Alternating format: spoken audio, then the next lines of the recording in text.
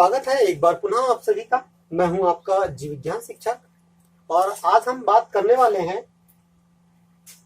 Chordata phylum के एक सब फाइलम यूरोकॉर्डेटा की।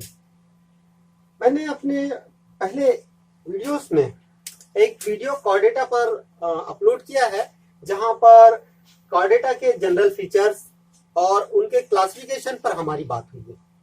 जैसा कि आप लोगों को मालूम है, कॉर्डेटा के अंतर्गत मुख्य रूप से उन एनिमल्स को शामिल किया जाता है जिनमें 3 मूलभूत कैरेक्टर्स होते हैं: नोटोकॉर्ड की उपस्थिति, नर्वकॉर्ड की उपस्थिति और फेरेंजियल गिल स्लाइड्स। इसके अलावा और भी बहुत सारे कैरेक्टर्स हैं, लेकिन हम 3 कैरेक्टर्स की बात करते हैं। ये जीवन की किसी न किसी अवस्था में कॉर्डेट एनिमल के अंदर पाए जाते हैं। जब हम कॉर्डेटा का क्लासिफिकेशन देखते हैं तो इसको मुख्य रूप से 2 ग्रुप में बांटा गया है। कौन कौन से 2 ग्रुप हैं? अक्रेनिएटा और दूसरा है क्रेनिएटा। अगर हम अक्रेनिएटा की बात करें, अक्रेनिएटा, अ मतलब नहीं और क्रेनिएटा मतलब क्रेनियम बॉक्स, तो ऐसे जंतु जिनमें मस्तिष्क को सुरक्षित करने के लिए क्रेनियम बॉक्स एब्सेंट होता है, अक्रेनिएटा के अंतर्गत शामिल किया जाता है। और क्रेनिएटा के अंतर्गत उन एनिमल्स को शामिल किया जाता है जिनमें मस्तिष्क को सुरक्षित रखने के लिए क्रेनियम बॉक्स उपस्थित होता है। अक्रेनिएटा के अंतर्गत मुख्य रूप से 2 सब फाइलम हैं, और वो 2 सब फाइलम में कौन कौन से? यूरोकॉर्डेटा और सिफेलोकॉर्डेटा। यहां पर एक बात मैं थोड़ी सी क्लियर कर दूं, अक्रेनिएटा को प्रोटोकॉर्डेट या लोअर कॉर्डेट्स कहा जाता है, क्योंकि इनमें कॉर्डेट कैरेक्टर्स के जितने कॉर्डेट कैरेक्टर होते हैं उनमें से जरूरी नहीं कि पूरे के पूरे कैरेक्टर इन एनिमल्स में उपस्थित हो। कुछ लार्वल अवस्था में पाए जाते हैं, कुछ एडल्ट अवस्था में पाए जाते हैं, और ये प्रारंभिक स्थिति बताते हैं कॉर्डेट्स की। इस कारण से इन एनिमल्स को प्रोटोकॉर्डेट्स या प्रारंभिक कॉर्डेट्स कहा जाता है या लोअर कॉर्डेट्स कहा जाता है। तो चलिए देखें, हम बात करते हैं अक्रेनिएटा के 2 सबफाइलम की, और वो 2 सबफाइलम कौन कौन से हैं? यूरोकॉर्डेटा और दूसरा है सिफेलोकॉर्डेटा। आज के इस वीडियो में हम बात करने वाले हैं केवल यूरोकॉर्डेटा की। तो चलिए स्टार्ट करते हैं यूरोकॉर्डेटा पर। चलिए देखिए, अगर हम सबसे पहले जाते हैं नाम के ऊपर, यूरो का मतलब होता है टेल और कार्डेट्स का मतलब होता है नोटोकॉर्ड। तो कहने का मतलब क्या है कि यूरोकॉर्डेटा के अंतर्गत उन एनिमल्स को शामिल किया जाता है, उन जंतुओं को शामिल किया जाता है जिनकी टेल में कॉर्डेट कैरेक्टर्स पाए जाते हैं। जिनकी टेल में क्या पाए जाते हैं? कॉर्डेट कैरेक्टर्स पाए जाते हैं। और ये कॉर्डेट कैरेक्टर किसमें होते हैं? यूरोकॉर्डेटा के मेंबर्स के लार्वल अवस्थाओं में। लार्वल अवस्था में ये कॉर्डेट कैरेक्टर उपस्थित होते हैं, लेकिन एडल्ट अवस्था में ये कैरेक्टर्स अनुपस्थित होते हैं। तो यहाँ पर आपको मतलब समझ में आ गया हुआ कि यूरोकॉर्डेटा का मतलब क्या है कि ऐसे कॉर्डेट एनिमल जिनकी पूंछी अवस्था में, टेल रीजन में कॉर्डेट कैरेक्टर पाए जाते हैं, और ये कॉर्डेट कैरेक्टर केवल लार्वल अवस्थाओं में ही उपस्थित होते हैं। देखिए, यूरोकॉर्डेटा को सी स्क्वर्ट्स भी कहा जाता है। इन्हें क्या कहा जाता है? सी स्क्वर्ट्स भी कहा जाता है। यूरोकॉर्डेटा का एक और नाम है ट्यूनिकेटा। ट्यूनिकेटा क्यों कहा जाता है? क्योंकि इन जंतुओं के शरीर के चारों ओर एक टेस्ट या आवरण पाया जाता है जो ट्यूनिसिन नामक पदार्थ का बना होता है, और इसी कारण से इन मेंबर्स को हम ट्यूनिकेटा भी कहते हैं। यूरोकॉर्डेटा या ट्यूनिकेटा के अंतर्गत लगभग 2000 से भी ज्यादा स्पीसीज पाई जाती है। 2000 से भी ज्यादा इसकी स्पीसीज पाई जाती है। अब इसके जनरल फीचर्स की बात करते हैं। चलिए हम जनरल फीचर्स की बात करें। सबसे पहली बात कि यूरोकॉर्डेटा के अंतर्गत आने वाले सभी एनिमल्स समुद्री होते हैं। विशुद्ध रूप से ये कैसे होते हैं? मेराइन वाटर में पाए जाने वाले मेंबर्स होते हैं। इनमें से कुछ मेंबर्स ऐसे होते हैं जो अकेले जीवन यापन करते हैं, सॉलिटरी होते हैं, जबकि कुछ मेंबर्स ऐसे होते हैं जो कॉलोनी बनाकर रहते हैं, निवही होते हैं। बहुत सारे सदस्य एक ही जगह पर रहते हैं, अर्थात कॉलोनी बनाकर रहते हैं। दूसरे कैरेक्टर्स की बात करें, इसके यहाँ या तो स्वतंत्र जीवी अवस्था में पाया जाएगा या किसी आधार से चिपके हुए पाया जाता है। यहाँ पर कंडीशन की बात करें, इसके हैबिट की बात कर रहे हैं कि ये कैसा होता है? स्वतंत्र जीवी हो सकता है, और या फिर ये हो सकता है कि ये आधार से चिपके हुए पाए जाते हैं, किसी सबस्ट्रेटम से चिपके हुए पाए जाते हैं। अब स्वतंत्र जीवी कौन होता है भाई? इसकी जो लार्वल अवस्था होती है, ये लार्वल अवस्था, लार्वा ही जो है वो कैसी होती है? स्वतंत्र जीवी होती है, तैरते हुए अपना जीवन व्यतीत करती है। लेकिन जो एडल्ट होता है वो फिक्स होता है, किसी आधार से एक स्थान पर चिपक जाता है और वहीं रहकर अपना जीवन यापन करता है। तीसरे कैरेक्टर्स की बात करें जिस पर हमने अभी बात कर चुके हैं, इन जंतुओं के शरीर के चारों ओर, इन जंतुओं के शरीर के चारों ओर सेलुलोज के समान ट्यूनिसिन नामक पदार्थ का आवरण पाया जाता है, और ये जो आवरण है, इस आवरण को हम ट्यूनिक या टेस्ट कहते हैं। ठीक है, इसी कारण से इस समूह को क्या कहा जाता है? ट्यूनिकेटा कहा जाता है, और इस समूह के जो मेंबर्स होते हैं उनको ट्यूनिकेट्स कहते हैं। चलिए एक और कैरेक्टर्स पर हम बात करें। यहाँ पर एक बहुत ही महत्वपूर्ण बात यहाँ पर आपको ध्यान में रखना पड़ेगा यूरोकार्डेटा के, कि इनका जो लार्वल स्टेज होता है, लार्वल अवस्था होती है, जिसको सामान्य तौर पर टेडपोल लार्वा कहा जाता है, ये बहुत विकसित होता है। लेकिन जैसे ही ये एडल्ट में परिवर्तित हो जाता है, एडल्ट डिजेनरेटिव हो जाता है, अर्थात उसके जो मुख्य लक्षण हैं वो कैसे हो जाते हैं? विलुप्त हो जाते हैं, नष्ट हो जाते हैं।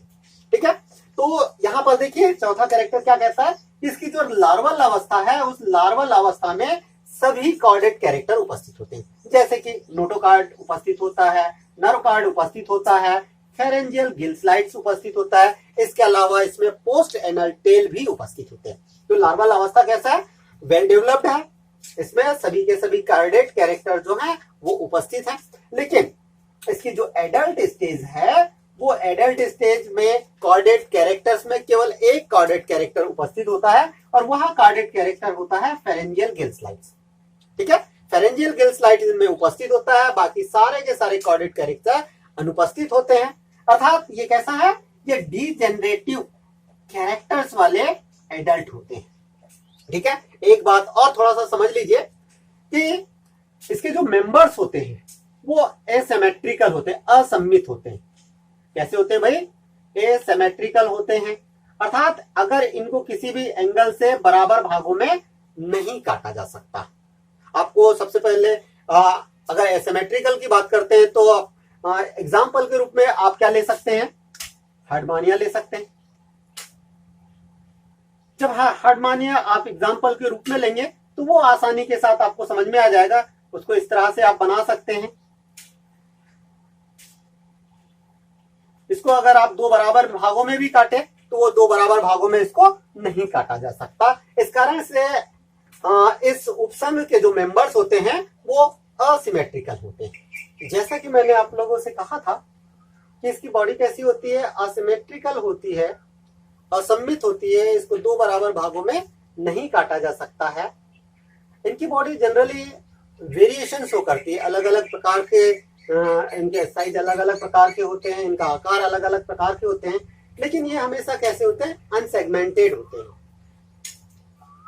अर्थात हमने बॉडी के बारे में कहा, ये असिमेट्रिकल है, ये वेरिएशन शो करती है, और साथ ही ये अनसेगमेंटेड होते हैं।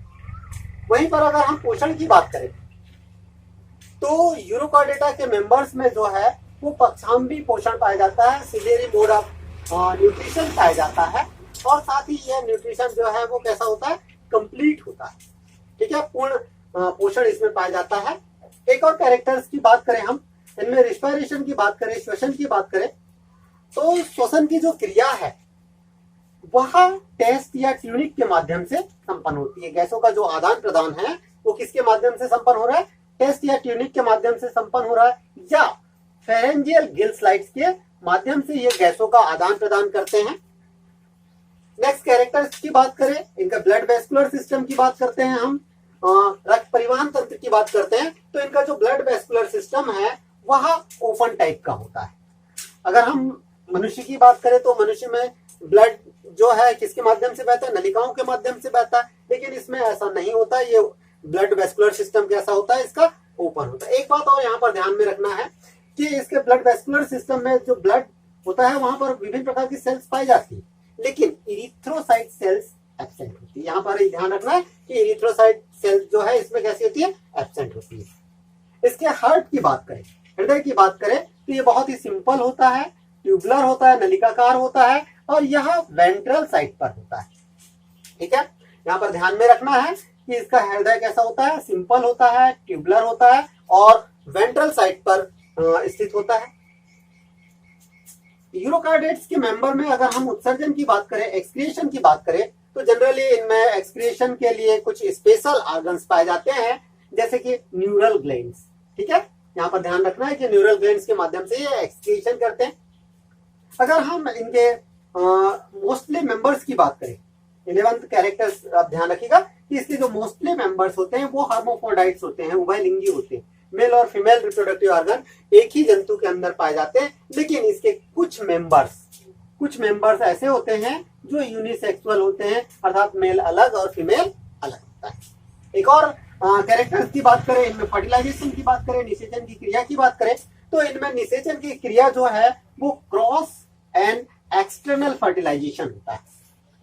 क्रॉस एंड एक्सटर्नल फर्टिलाइजेशन होता है, ये तो बात समझ में आ गई कि एक्सटर्नल फर्टिलाइजेशन होता है। इसका मतलब ये है कि जल में होता है, फर्टिलाइजेशन की क्रिया जल में होता है, समुद्री जल में होती है। लेकिन क्रॉस फर्टिलाइजेशन क्या है?